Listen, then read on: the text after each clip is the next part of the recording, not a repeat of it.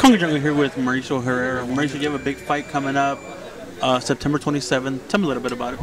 Yeah, it's actually 140 pounds. Oh, is that 140 Yeah, 140 pounds with Mke Alvarado.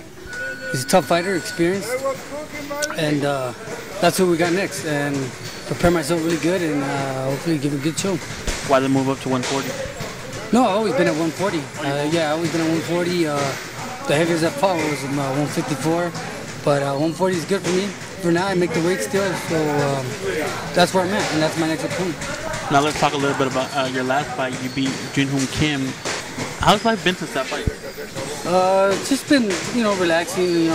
After that fight, relaxed. Took a month and a half off. Because I've been taking some tough fights, and after that, I got a call for September for this fight. So got up and going, back in training, and it should be a good comeback fight.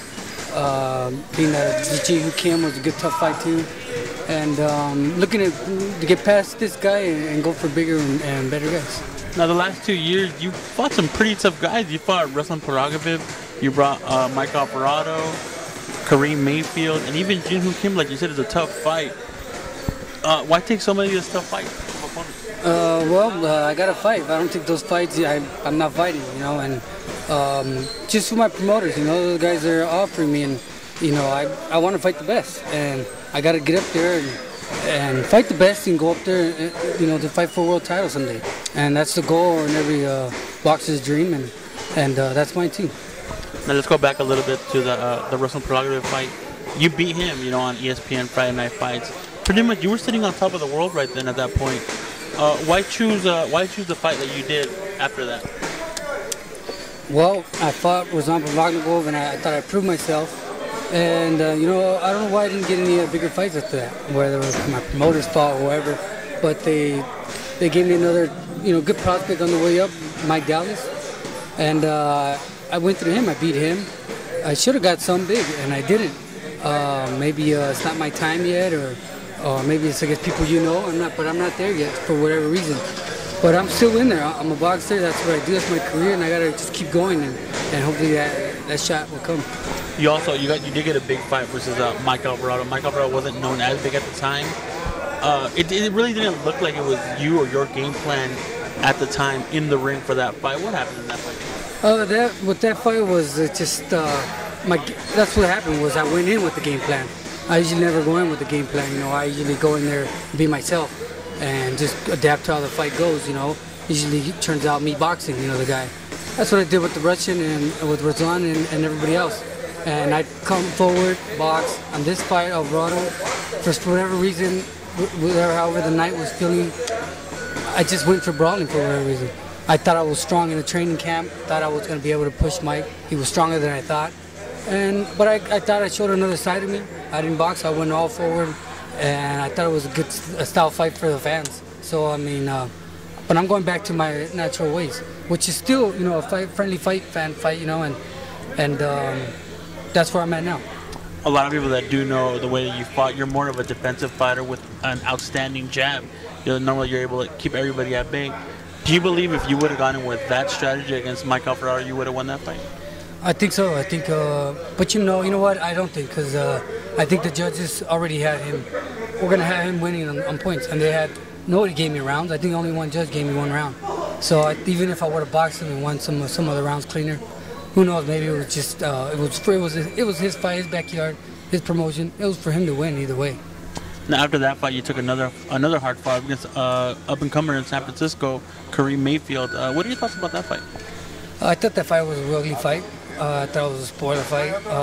Kareem was all hype. He claims he's a hard hitter. He doesn't hit really that hard.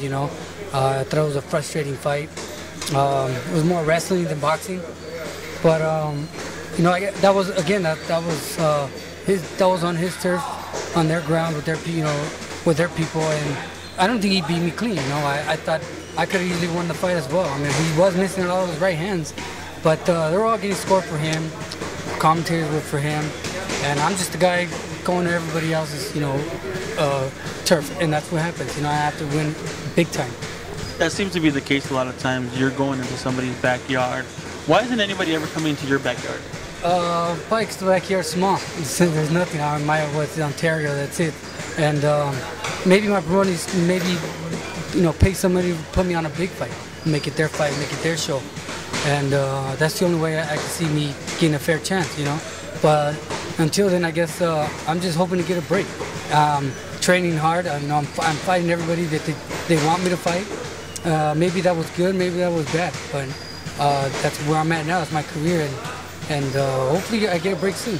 Does that frustrate you as a fighter? Yeah, it frustrates me. Before it didn't, because I didn't know no better.